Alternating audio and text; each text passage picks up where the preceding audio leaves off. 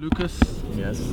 welcome to UK, your first clinic here. Yes. We'd like to thank you for accepting our invitation, and it was a long process, but you're finally here.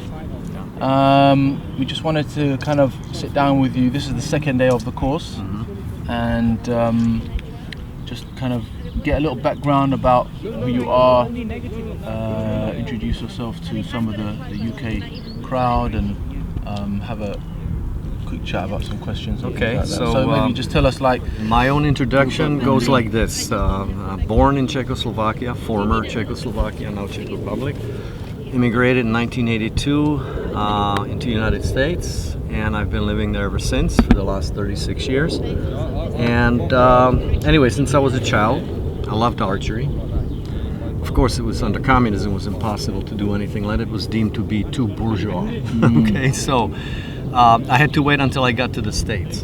And then eventually I was able to acquire a couple of horses and learn how to ride. I'm basically self-taught. I never really took any formal lessons in riding. So the beginnings were pretty hard. I was already making bows as a hobby.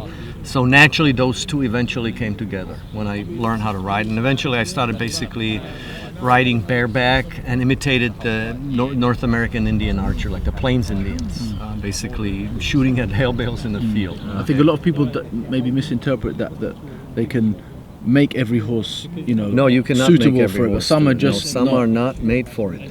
Just like people, horses have different characters. Some are calm, some are high-strung, spooky, this and that. So that type of horse you don't want. You're looking for an animal that has a good spirit, but also good mind. Okay. Because obviously once you drop the reins and you're shooting, you're trusting the animal. And if you cannot trust the animal, you cannot focus on the shooting. So there is some type of spiritual level that comes along with it. Whether you're religious or not, whatever. You feel that relaxation, that therapeutic aspect of it.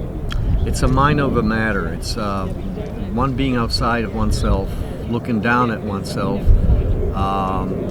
basically controlling the situation in a sense. I don't know how else to explain it. It is truly a spiritual experience, and I myself personally look at it as such. It is a meditative process. It is a mind over matter type of a deal, and most people do not understand it. They basically talk about the physics, the mechanics of the shooting, but that's about where it ends.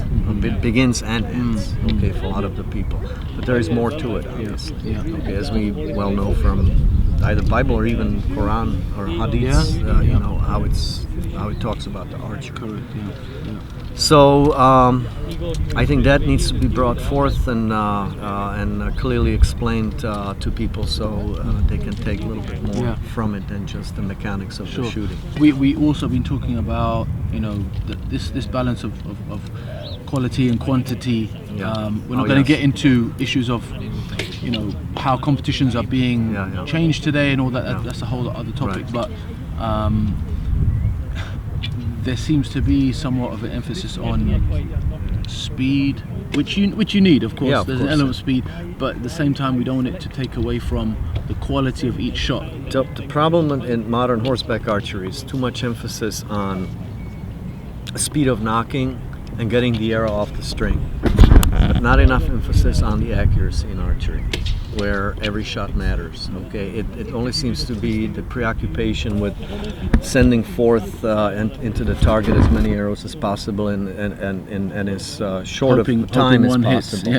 Okay, so that's not really actually how it was done in the past, and I think many people do not understand it. So the horseback archery today is headed in a direction that's not necessarily connected to the tradition. It's not organically growing out of the tradition that we had that was lost.